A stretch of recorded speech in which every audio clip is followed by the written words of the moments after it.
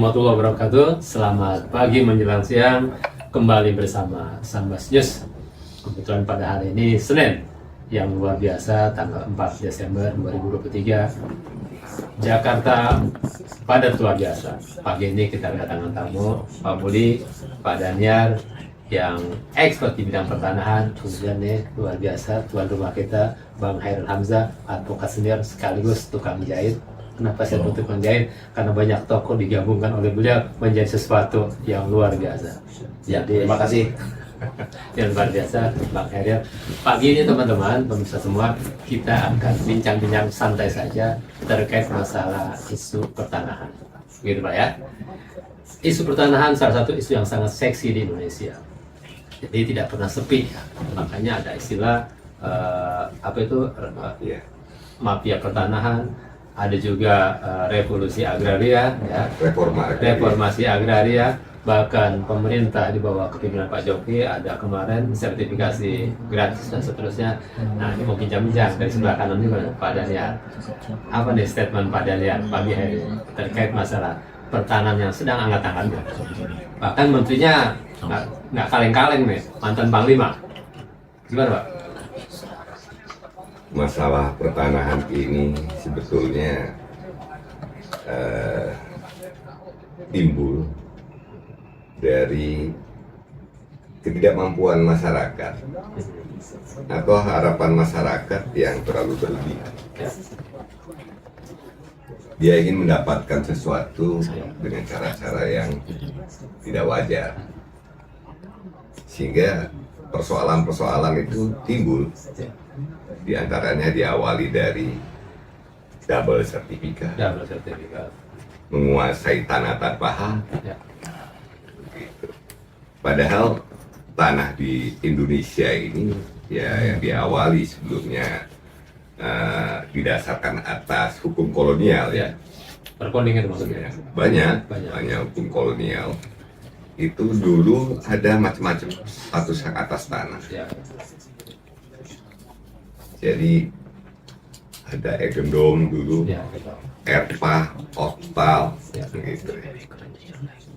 Nah itu diberikan kepada perusahaan-perusahaan asing, warga negara mereka ya, mereka yang menundukkan diri pada hukum Eropa, hukum Belanda, dan diberikan juga kepada bangsa ya, bukan warga ya, jadi bangsa pribumi lah ya, yang mau menundukkan. Ya. Yang mau menundukkan diri pada hukum Eropa. Jadi setelah Indonesia merdeka, hak atas tanah, hak barat itu dia dikenakan berbagai ketentuan, mulai dari sebelum Undang-Undang Pokok Agraria, ada Undang-Undang 1 tahun 58 tentang penyelesaian tanah partikelir ya, di tanah-tanah yang luasnya lebih dari 10 bau. 10 bau itu kurang lebih dari 8 hektaran ya Pak Budi ya. Iya.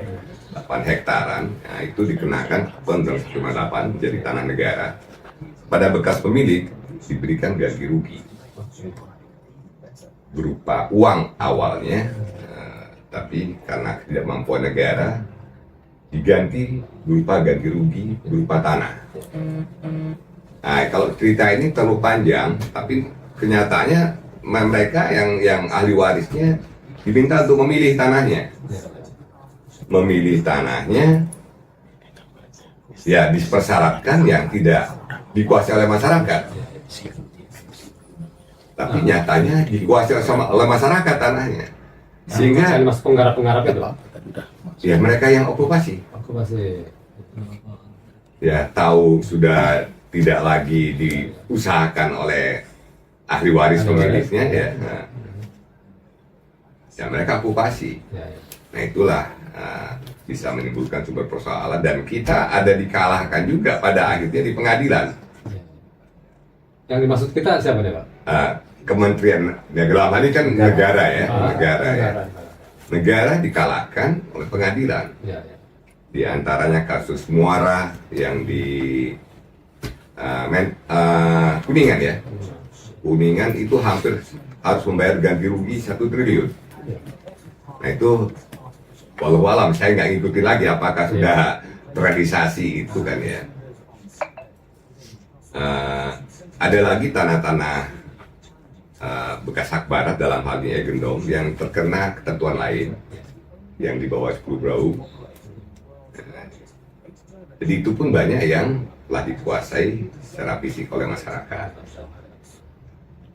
Sementara tanah-tanah milik yang dikuasai oleh pribumi, mereka kan dikenakan pajak bumi per ponding tadinya. Nah itu oleh pemerintah, itu mereka tanahnya diakui sebagai hak milik dan itu diproses melalui pengakuan hak, penegasan konversi dan pengakuan hak. Dulu itu mereka yang terdaftar sebagai subjek pajak itu diakui sebagai, itulah mereka sebagai pemilik tanah. Tapi sejak tahun 93, seingat saya 93, dengan tidak diizinkan lagi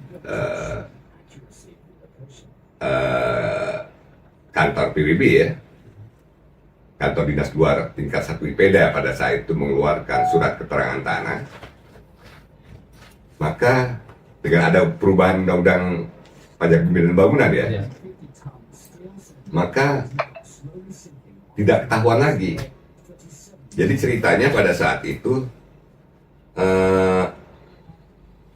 pada masa yang menjadi Dirjen Agraria itu Pak Sony Harsono, tanah letter C itu ya, buku C itu yang mencantumkan di sana yang dokumen daftar nama, daftar tanah yang terkena ketentuan pajak itu akan diserahkan ke BPN. Tapi BPN ketika itu nggak memiliki ruang tenaga untuk mengadministrasikan, untuk mengelola dokumen itu. Akhirnya dokumen itu tersimpan di Kementerian Keuangan ya, Dirjen Pajak ya.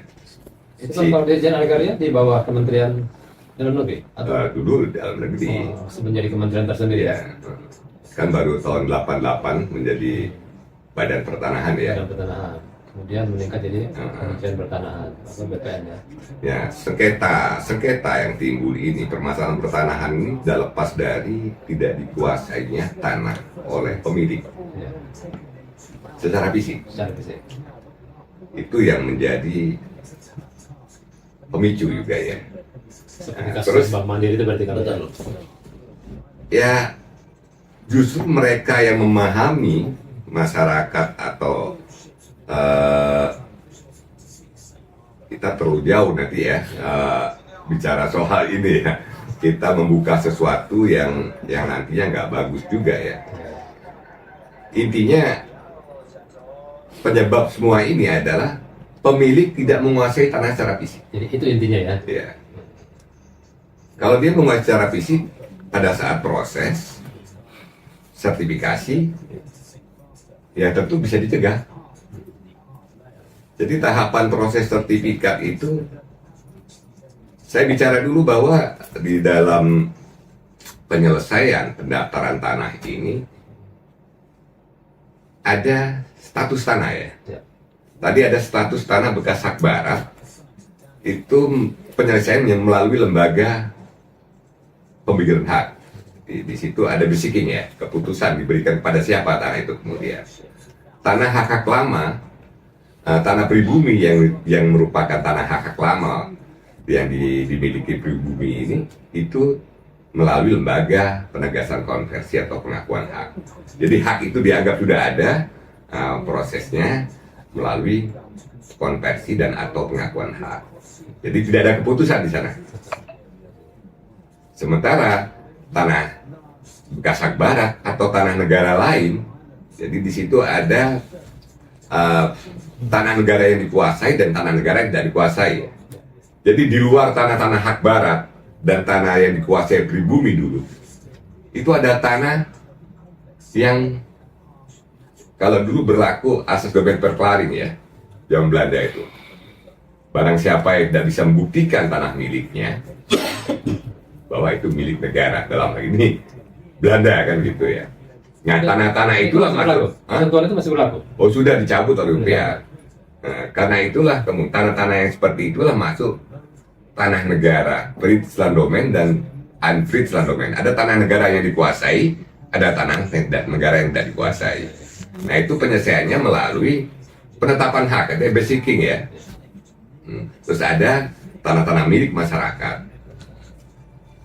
Di dalam ketentuan konversi UPA itu ada penegasan di sana bahwa tanah dengan hak apa, dengan nama apapun itu dikonversi menjadi hak milik.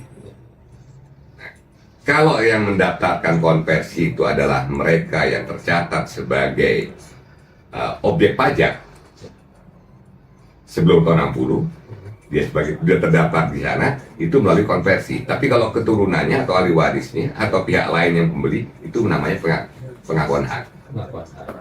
Jadi penyelesaiannya beda loh. Beda itu. Nah, kalau tanah negara yang dikuasai diberikan hak, ya tentunya pihak yang menguasai secara fisik lah. Nah, dalam penyelesaian sertifikatnya ada namanya pengukuran. Beliau pakarnya di bidang itu ya. Nyambung ke Pak Budi. Kebetulan ada semacam dikatakan studi kasus, ini tidak juga karena ini betul-betul terjadi di Kecamatan Langensari, Kota Banjar. Itu ada 100 warga transmigrasi lokal dari Halim ya, juga dari Cilangkap, itu ditransmigrasikan tahun 1975 ke lapangan udara Langensari di Kota Banjar. Itu masing-masing mendapatkan untuk rumahnya dan area halaman 400 meter, kemudian kebunnya itu ada 1000 meter. Nah, tadi Pak Daniel mengatakan salah satu kelalaian masyarakat adalah mengenai penguasaan secara fisik. Nah, ini mereka sudah tinggal di situ sejak 1975, yang kemudian beberapa sudah meninggal, sekarang dilanjutkan oleh ahli waris. Nah, masalahnya mereka sampai sekarang belum mendapatkan hak sertifikasi yang dikatakan masih dalam penguasaan Kementerian Pertahanan. Sementara pihak Markas Besar Angkatan Udara di saat Panglima Kasalnya itu Pak C.P. Hakim itu sudah dilepas dan aset itu sudah dihapus dari aset Angkatan Udara. Nah, tadi sudah disurati Pak, ini biar ada nyambung sedikit, disurati ke pihak BPPN di Jakarta ya. BPN Jakarta. Nah, BPN Jakarta kirim ke BPN Kota Banjar untuk melakukan tadi seperti Pak Daniel bilang, untuk melakukan pengukuran. Tapi ternyata belum juga dilakukan. Nah, ini bagaimana Pak Budi kira-kira solusi nih atas kasus seperti itu? Ya, baik. Terima kasih. Assalamualaikum warahmatullahi wabarakatuh. Waalaikumsalam warahmatullahi wabarakatuh. Siang, salam sejahtera untuk kita semuanya. Suatu kehormatan hari ini, jam ini saya diajak kopi darat sama Bang Hairil.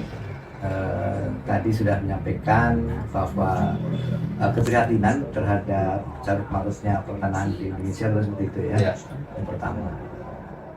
Yang kedua tentunya ini sebagai edukasi ya, sebagai edukasi atau berbagi. Mungkin saya berangkat dari filosofi dan riwayat dulu. Sesungguhnya secara spiritual tanah itu adalah karunia. Loh, kenapa? Kita berasal dari tanah, hidup di atas tanah, mati di bawah tanah. Nah, berhubungan dengan karunia itu, maka dijaga betul dan dipelihara betul manfaat, kesuburan, dan kepemilikan. Itu dulu. Itu karunia ya. Berarti artinya kalau karunia ya sejak ada manusia hidup. Filosofinya dalam sekali ya. Ya, sebelum sertifikat dulu. Iya, kemudian nanti ada hadisnya juga, bagaimana bisa carut marut seperti itu kan, bersengketa. Loh, kalau sejak lahir manusia memang sudah diberikan karunia, dulu ada zaman Belanda kok, kan gitu kan. Sekarang zaman kemerdekaan gitu. Jadi sebelum merdeka pun tanah di Indonesia itu sudah ada administrasinya yang diatur oleh Belanda, itu hak barat. Oke. Dan di saat itu dianggap dualisme hukum. Dualisme hukum ini yang dianggap tidak adil untuk rakyat Indonesia. Maka pada tanggal 24 September 1960 lahirlah Undang-Undang Pokok Agraria Nomor 5 tahun 60. Apa isinya? Luar biasa. Bagaimana? Tujuannya adalah di tanah bumi Indonesia jangan sampai ada dualisme hukum. Itu dulu. Itu sebagai hukum positif berlaku untuk pertanahan. Dalam perjalanannya, karena undang-undang adalah tidak ingin ada dualisme hukum, maka hak barat itu dihapus. Dihapus. Hak barat seperti apa? Ada fair bonding, ada agendom, ada erpah, kan gitu kan? Nah, apa tujuannya kan gitu? Agar bisa tertib administrasinya. Pertama itu. Kemudian yang kedua berangkat dari situ, maka tanah ketika dihapus, bicara tadi hak barat, kebijakan akses pemerintahan yang baik diterbitkan Perpres yang mengatur tentang asas pemerintahan yang baik. Tujuannya adalah kurang lebih, hai para pemegang hak-hak barat, karena sudah dihapus tadi, saya berikan waktu selama 30 tahun, yaitu sampai 60 sampai 80. Untuk apa? Untuk didaftarkan, untuk diajukan sertifikat kepada pemegang atau ahli warisnya. Nah, terus bagaimana apabila sampai dengan tahun 1980 tidak dilakukan pendaftaran, tidak dilakukan pengukuran, tidak disertifikatkan, maka sudah mengatakan bahwa itu menjadi tanah negara yang langsung dikuasai oleh negara. Itu riwayatnya. Kemudian di Indonesia, faktanya, nyatanya, ada tanah negara, ada tanah milik adat, ada tanah bekas milik adat, ada tanah terdaftar, ada tanah ulayat. Oke. Tanah negara aja kalau kita bagi-bagi, ada tanah negara bebas, ada tanah negara bekas hak, HGU, APAKE, kan gitu kan, AGB, kan gitu kan. Justru ada tanah negara yang milik negara atau milik pemerintah, yaitu aset. Itu kurang lebih seperti itu. Kemudian ketika UPA ada yang namanya tanah terdaftar. Tanah terdaftar itu malah hak milik turun menurun. Terus HGB, hak guna bangunan yang ada expire waktunya. Kemudian ada HGU, ada hak pakai dan hak lain. Nah, ini tujuannya apa? Untuk tertib administrasi. Dekade ketiga, tertib administrasi seperti apa? Kan gitu. Tertib administrasi tugas dulu adalah Dirjen Agraria. Tugasnya adalah menertibkan dan administrasi pertanahannya. Seperti tadi sampaikan, tertibkan tadi ada bekas-bekas hak barat, fair-bonding gendom, atau tanah kelebihan. Itu pun nanti dalam undang-undang tersendiri ya. Pemerintah juga ngambil kebijakan, namanya Undang-Undang Land Reform. Tadi udah sampaikan Pak Daniar, udah betul itu. Jadi ada tuan tanah yang punya batas maksimum, maka diambil oleh negara. Ya, di atas 10 bawah tadi ya? Ya, ketika diambil negara, sisanya misalkan ada 100 hektar. Ya. Saat itu ada batas maksimum kalau di Jawa antara 6 sampai 5 hektar satu keluarga. Ya. Kalau 100 berarti sisanya diambil negara. Tapi kalau misalkan kayak di NTB, Kalimantan itu bisa tergantung wilayah dan kepadatannya. Ada yang 20 hektar per keluarga, ada juga yang 25 hektar. Jadi tergantung kepadatan. Udah diatur sedemikian rupa. Nah, faktanya ketika diambil oleh negara baik loh waktu itu memberikan ganti rugi. Kalau nggak salah per hektar hampir 3 juta atau sesuai dengan tanamannya. Tetapi tanah yang diambil oleh negara diberikan kepada petani penggarap atau masyarakat miskin. Oke? Agar masyarakat miskin itu melalui Land Reform bisa menggarap tanah-tanahnya yang dulu hanya petani gurem, hanya sebagai kuli kan gitu. Setelah diberikan dibagikan tanahnya, maka diberikan surat keputusan. Selama diberikan itu harus nyicil, waktunya 15 tahun. Ada yang nyicil, ada yang enggak. Ada yang dikuasai, ada yang enggak. Ini problem tersendiri ya. Tapi secara umum, bahwa bagaimana sih tujuan Undang-Undang Pokok Agraria kan mendaftarkan atau mengadministrasikan atau teradministrasi. Kita sebetulnya sederhana, kelihatannya aja kertas putih. Di Indonesia tanah itu enggak kertas putih. Kalau kita close up udah hitam semua. Artinya apa? Sudah kepemilikan semua, baik itu kepemilikan legal, hanya menguasai dan baru membuka hutan dan lain-lain, kan gitu. Ada tuh petanya tuh ya? Ya sudah kelihatan. Kenapa? Wilayah Indonesia dari 100%, 33% itu APL, 67% itu kawasan hutan. Bisa dibayangkan nih, 67% kawasan hutan yang kita huni, yang kita orang tua kita punya sawah, punya garapan, rumah dan lain yang kita sehari-hari cuma 33%. Nah, inilah BPN berkewajiban menertibkan administrasi pendaftaran tanahnya hanya 33%. Kalau 30% jumlahnya berapa? Kan gitu. Kalau di jumlah hektar kurang lebih ada 100 juta hektar. Kalau dihitung bidangnya ada berapa? Kurang lebih ada 126 juta bidang. Boleh seperti itu. Harus bagaimana nih biar tertib kan gitu kan? Tadi kan sudah ada hak milik, HGB, HGU, hak pakai kan gitu. Nah, itu relnya BPN di situ. Maka bagi tanah pemilik-pemilik yang bekas hak milik adat diajukan sertifikat dengan judul pendaftaran pertama kali atau pengakuan penegasan hak. Kalau tanah negara permohonan hak. Boleh seperti itu. Nah, berangkat dari itu tugas BPN memang menertibkan dari aspek teknis dan yuridis. Teknis adalah pengukuran dan pemetaan. Hasil pengukuran dihitung kemudian dipetakan.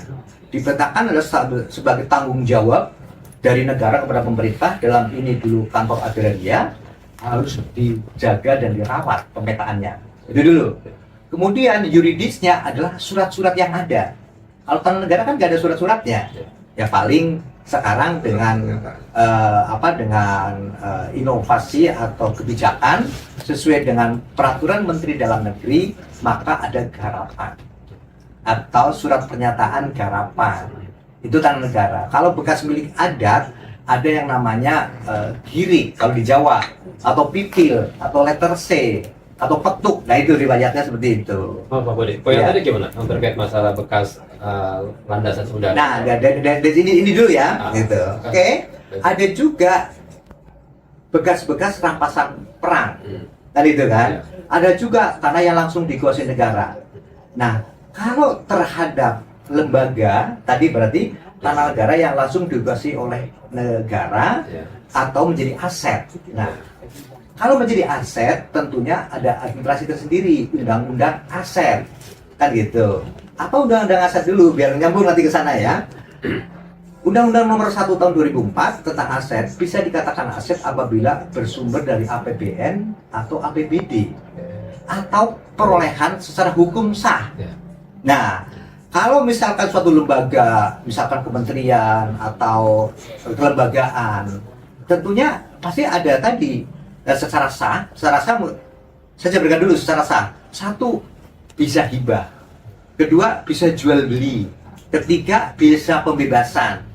Keempat, juga bisa penyerahan. Kemudian yang kelima adalah tadi perampasan perang atau langsung memang dikuasai oleh negara atau itu memang nasionalisasi. Yang bekas HGU kayak ERPA dulu kan ada nasionalisasi. Nah di situ. Hanya sekarang bicara kasus tadi kan katanya aset. Katanya aset. Nah, sekarang mengerucut ya. Bicara transmigrasi dulu. Transmigrasi kebijakan yang luar biasa sesungguhnya. Yang tujuannya adalah agar masyarakat di Jawa khususnya biar lebih sejahtera, maka diberdayakan untuk transmigrasi. Diberikan tanah, ada untuk hunian, ada untuk garapan, kan gitu kan. Ada 3 ya lebih. Tetapi saat itu kebijakannya adalah ditangani oleh Menteri Transmigrasi. Kemudian di daerah ada namanya Dinas Transmigrasi. Tidak ujuk-ujuk seperti itu. Pertama adalah tanahnya mana. Tanahnya clean and clear dan itu tanah negara, maka kewajibannya adalah Menteri Transmigrasi untuk mengajukan HPL atau hak pakai. Oke, setelah dapat itu baru mana subjek yang akan menjadi transmigrasi. Jadi antara fisik dan subjek di SK-kan oleh bupati dalam ini dinas transmigrasi. Sidadap, Siwaru ada yang 500 orang di kapling-kapling taruh di situ. Kewajiban Menteri Transmigrasi adalah membuat sertifikat induk baru mecah-mecah sertifikatnya dengan hak milik kepada transmigrasi. Mestinya begitu. Jadi normalnya seperti itu. Ini berlaku juga untuk di institusi militer. Semuanya. Ntar dulu, ini berbeda dengan militer. Yang banyak soal militer ini. Nah, ini transmigrasi dulu. Kan, Okay. gitu. Umumnya. Ya. Nah, masalahnya adalah fakta nyata kadang-kadang transmigrasi diletakkan pada tanah negara, memang benar tanah negara, ada juga diletakkan di atas kawasan hutan, ada juga diletakkan di tanah milik adat, dan ada juga diletakkan kepada aset pemerintah maupun aset kementerian lembaga. Nah, yang mana nih kan gitu kan? Oke. Kalau saya duga ini kan tadi ada masalah, ini kasustis lagi ya, maksudnya berbeda. Nanganin masalah itu harus pertama filosofinya. Harus tahu anatomi masalah itu sendiri. Yang kedua harus ngerti namanya forensik administrasi pertanahannya. Sepanjang dua pilar itu nggak kuasai, sulit sekali akan menyelesaikan. Susah, di ujungnya susah. Nah, dia susah kan gitu. Nah, sekarang bagaimana anatomi masalah dan forensik pertanahannya? Anatominya, bagaimana proses administrasinya? Apakah petani dulu yang sudah petani transmigrasi yang memang sudah transmigrasi sudah masuk duluan, kemudian baru ada masuk sebagai dikatakan itu milik atau aset kementerian lembaga. Nah, itu perlu dibedah kan gitu. Kalau memang kan itu kebijakan. Transmigrasi di situ kan kebijakan. Kan negara kan gitu kan. Jaga clean and clear kan gitu kan. Hanya dirawat nggak oleh Menteri Transmigrasi, didaftar apa enggak, kan gitu. Makanya tadi ada yang diberikan naruhnya di kawasan hutan, ada di tanah negara, ada juga di tanah adat, ada juga di tanah yang memang itu sudah diberikan kepada kelembagaan. Nah, mungkin ini karena koordinasi barangkali. Kembali kasus, jadi saya tidak atau belum membaca kasus sebenarnya, nanti mungkin dengan kantor Petan dan Kanwilnya. Tapi kurang lebihnya adalah bagaimana kok ada transmigrasi berparat dengan angkatan udara, kan gitu kan? Angkatan udara pasti tidak mungkin tanpa alas, tanpa riwayat, tanpa ujuk-ujuk itu nggak mungkin, pasti ada asal usulnya. Apakah itu dulu memang penyerahan dari negara, apakah itu penyerahan hibah dari Pemprov, apakah itu memang dulu nasionalisasi? Nah, itu yang perlu di ini, dan ini harusnya juga tertib. Kementerian lembaga itu harus tertib bagaimana cara perolehan. Jangan ujuk-ujuk mengeluarkan SK yang bukan tidak punya kewenangan. Itu tanah gue, misalkan seperti itu. Dan itu perlu didetailkan. Siapa sih lembaga yang punya kewenangan untuk mengatakan itu bahwa itu tanah negara, bahwa itu tanah miliknya? Itu tadi ada forensik administrasi pertanahannya.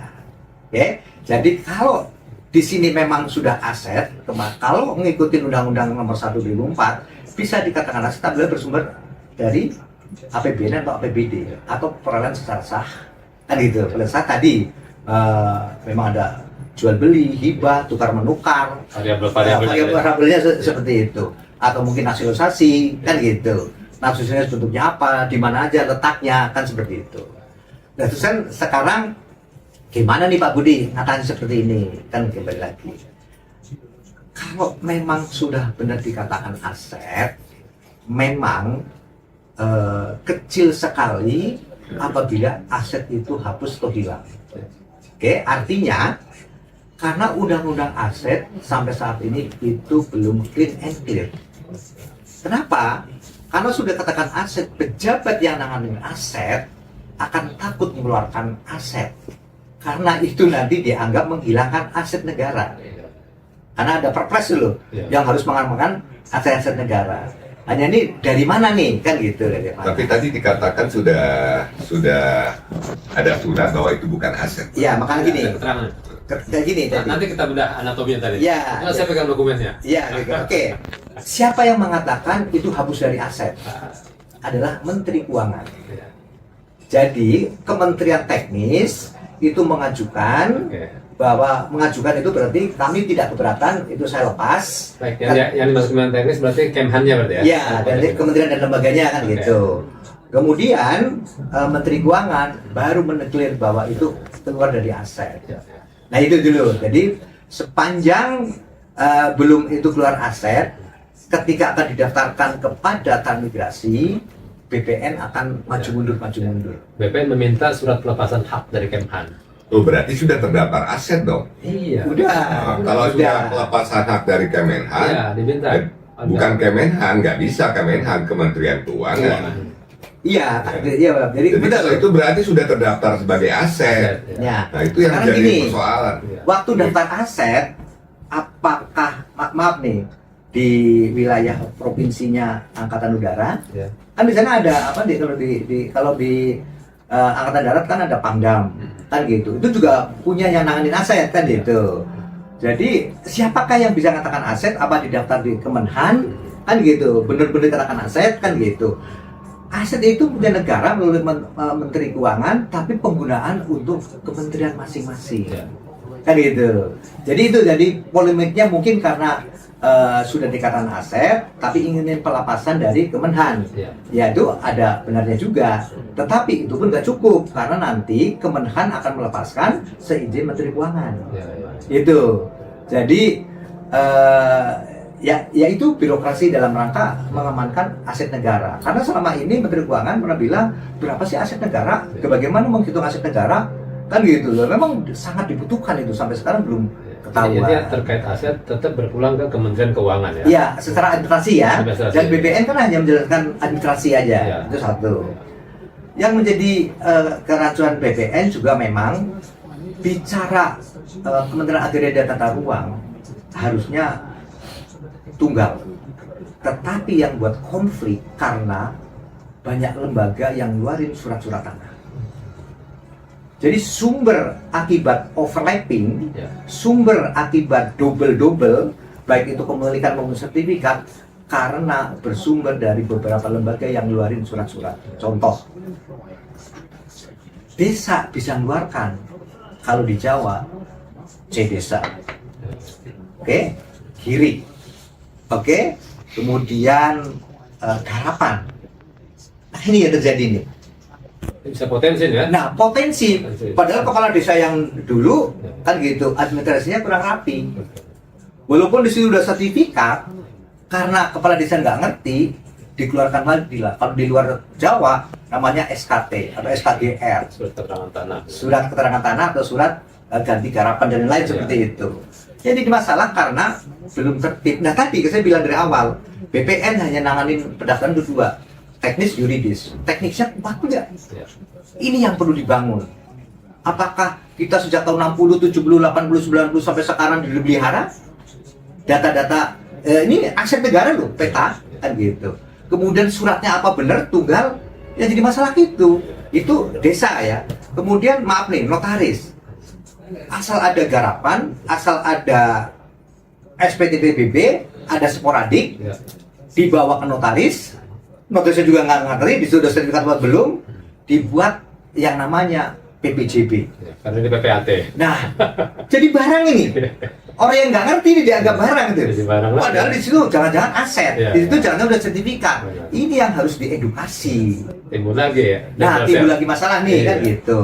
Jadi Terlalu Dan- banyak lembaga yang bisa Ya, menentukan yang aset, bilang, ya. itu sumber yang menyumbang double dan sengketa di situ. Baik. Nah, Tahan tapi, dulu, Pak Budi. tapi Ini sebelumnya. izin Pak Budi ya, ini Nah. kita kan interaktif ya. Iya, iya. Izin. Yang tadi di awal saya sampaikan bahwa ada macam-macam status hak atas tanah. Ya, variabelnya luar biasa. Variabel ya. Terus kemudian setelah Indonesia merdeka, setelah Undang-Undang Pokok Agraria, itu menjawab dari apa keluar pada masa lalu ini Ya. dibenerin artinya. Nah, di dalam pasal 19 Undang Pokok Agraria tahun 560 itu disebutkan bahwa pemerintah wajib. pendaftaran tanah itu bertujuan untuk memberikan kepastian hukum. Ya. Itu janji hukum kepastian hukum jadi artinya apa? Stelselnya pendaftaran tanah harus positif. Ini stelsel pendaftaran tanah sejak PP 10 tahun 61 belum positif, negatif. Bertendensikan positif. Bertendensi positif. Nah, ini pengertian tendensi positif loh. Baru bertendensi positif. Ya, negatif tendensi positif. Terus diganti kemudian PP 24 sama. Produk pendaftaran tanah tahun 10 PP 10 tahun tetap sah. Tapi negatif tendensi positif juga. Iya. Nah, karena negatif bertendensi positif, pendaftarannya bukan hanya sistem pendaftaran akte, pendaftaran hak juga. Kan gitu. Di sana ada pengukuran. Pengukuran itu sudah dimulai dari siapa yang menunjukkan batas tanah itu.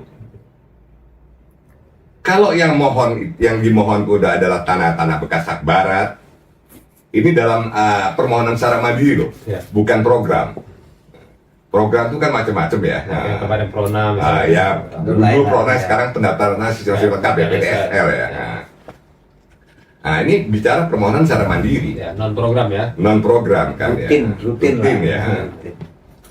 Kalau itu tanah negara, seharusnya pada saat pengukuran yang menunjukkan mereka yang membutuhkan tanah itu kan, Ya. kan tidak boleh diwakilkan. Betul.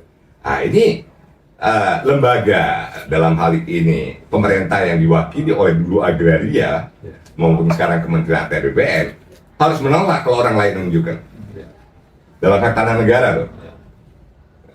Terus harus menolak. Oh, Anda nggak butuh. Mana pemohonnya? Kan dia yang menyatakan bahwa dia menguasai tanah ini. Oke? Terus pemeriksaan tanah juga panitia. Mestinya dia juga datang, jangan diwakilkan. Berarti kalau diwakilkan dia nggak butuh kan? Ya kan? Nah, inilah seharusnya diberikan pencerahan kepada pelaksana pendaftaran tanah. Tapi kadangkala karena oknum ini yang nakal ya. Inilah limpahan kenakalan oknum-oknum di Kementerian Agraria. Dulu Agraria itu yang sekarang Kementerian Agraria itu ketimpa masalah. Jadi terhadap tanah milik ya, tanah bekas milik adat yang ada dulu istilahnya ada giri, tentu diresepsi pipil kalau di Bali Lombok kan gitu, sebagai bukti awal kepemilikannya itu. Sama pada saat pemeriksaan tanah, pengukuran oke, siapa yang menunjukkan batas, terus kontradiktur delimitasinya pihak yang berbatasan hadir nggak? Jangan kemudian direkayasa. Betul. Memberikan persetujuan padahal yang tanda tangan di gambar ukur istilahnya itu bukan pemilik yang berbatasan, rekayasa ya. Ada pemeriksaan tanah, disitulah panitia pemeriksaan tanah itu tugasnya sebetulnya sudah material di sana, material ya, dia mengklarifikasi kebenaran penguasaan orang ini, mengklarifikasi kebenaran kepemilikan. Saya yakin kalau itu dilakukan dengan benar, tidak ada sengketa konflik pertanahan di negeri ini. Tidak ada. Artinya teknis pengukuran itu tidak bisa dianggap remeh. Double covernya di pemeriksaan tanah. Di pemeriksaan itu. Tidak ada sengketa konflik pertanahan itu. Tapi kembali lagi, karakter mental pelaksana pendaftaran tanah ini yang saya ragukan juga. Saya punya pengalaman sebagai ketua panitia A. Ke lapangan, mana tanda-tanda batas tanahmu? Kemarin ada, oh balik kita. Karena pengukuran ini memperoleh hasil X itu berdasarkan tanda batas itu. Kalau nggak ada tanda batasnya nggak bisa menghasilkan X. Betul. Saya pulang. Jadi harus betul-betul valid berarti ya. Valid. Ketika yang datang memberikan keterangan adalah orang lain, saya nggak mau. Harus dia. Kita tanya dari mana dia dapat tanah ini. Nah, kita kan memegang bukti. Jadi kembali lagi, sengketa konflik pertanahan tidak terjadi. Baik, Padanya luar biasa nih ya pencerahannya. Dalam konteks hukum nih, kebetulan Bang Khairil adalah advokat senior. Ini bagaimana kira-kira tadi potensi konflik yang pada akhirnya bisa berujung di pengadilan yang belum tentu juga memenangkan yang benar, ya kan? Karena banyak spekulasi terjadi di situ. Ini gimana menurut Bang Hairil? Meminimalisir sengketa lahan baik antara masyarakat maupun masyarakat dengan negara atau masyarakat dengan korporat atau masyarakat dengan mantan pemilik yang tadi katakan pemilik barat itu tadi. Bagaimana Bang Hairil? Terima kasih Pak Irwansyah dan terima kasih Pak Budi, sahabat saya, dan Pak Daniar, sahabat kita yang memang ekspertis di dunia pertanahan karena karir ASN-nya yang selama hampir lebih dari 30 tahun yaitu di dunia pertanahan. Nah, kalau bagaimana menyelesaikannya, tentu kita berdasarkan daripada fakta-fakta apa yang dimiliki dari para pihak itu tadi. Gitu.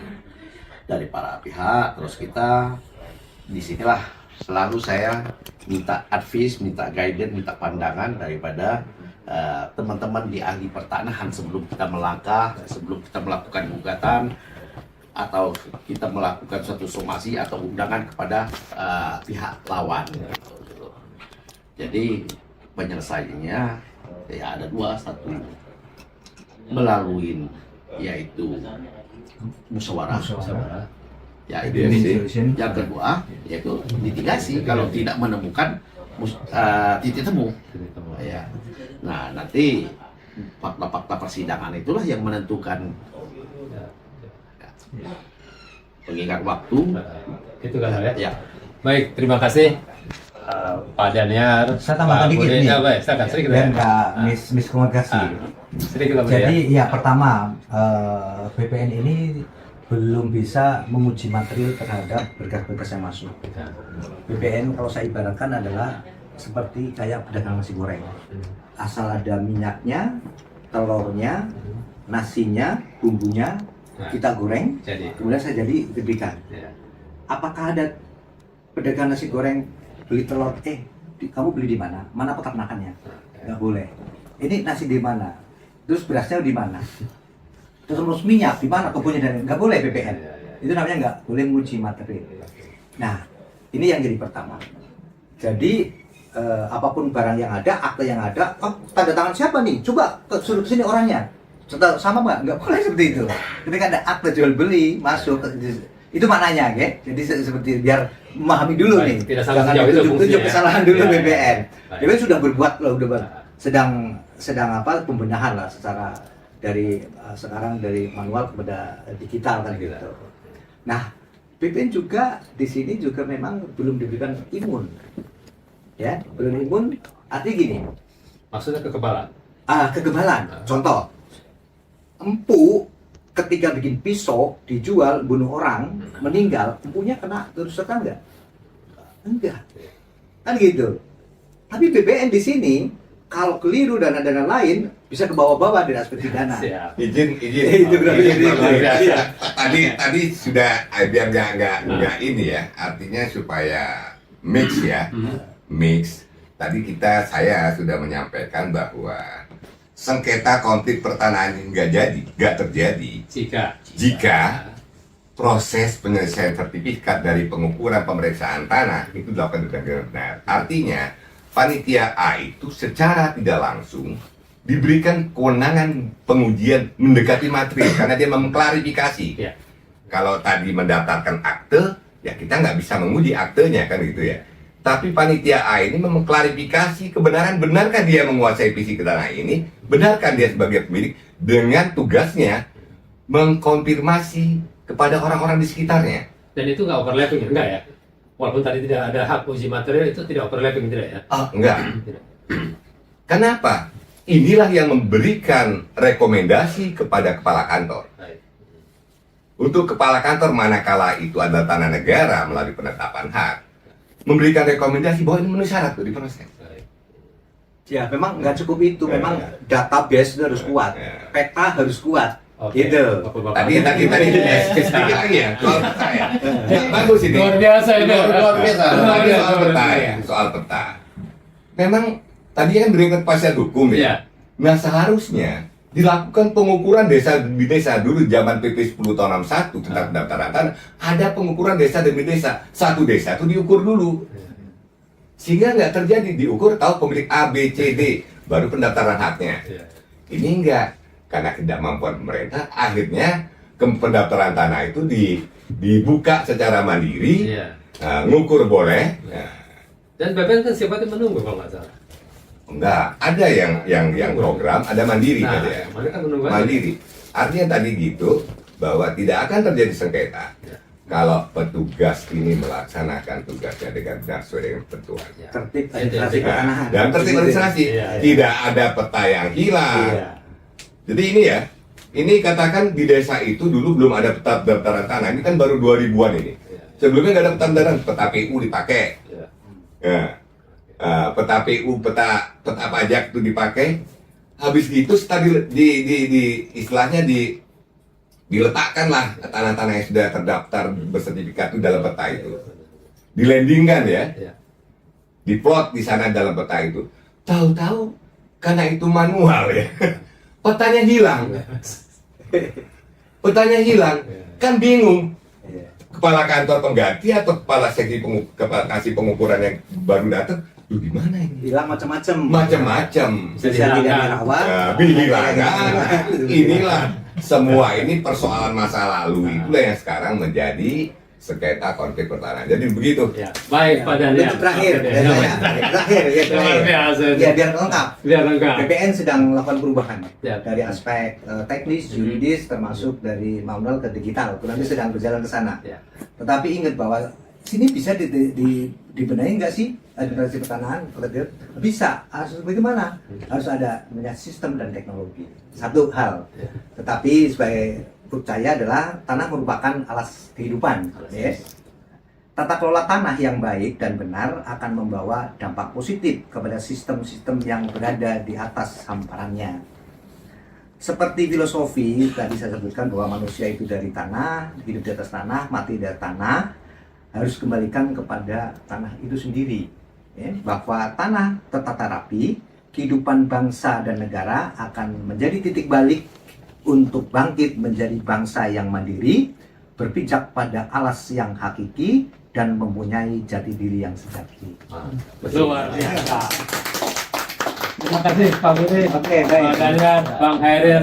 Ini isu yang sangat seksi, baru saja kita perbincangkan. Ini kita semua mendapatkan pencerahan, termasuk untuk masyarakat banyak. Dan yang tadinya kita mau bincang-bincang santai, jadi gagal bincang-bincang santai karena salah isu ya. Ini tidak bisa kalau santai. Yang memunculkan isu kan. Ini luar biasa soalnya ya. Dan insya Allah kita akan ada session berikutnya terkait masalah membedah dari anatomi masalah pertahanan nasional Indonesia. Dan semoga apa yang kita perbincangkan pada siang hari ini membawa manfaat untuk masyarakat banyak. Terima kasih. Assalamualaikum warahmatullahi wabarakatuh. Waalaikumsalam. Waalaikumsalam.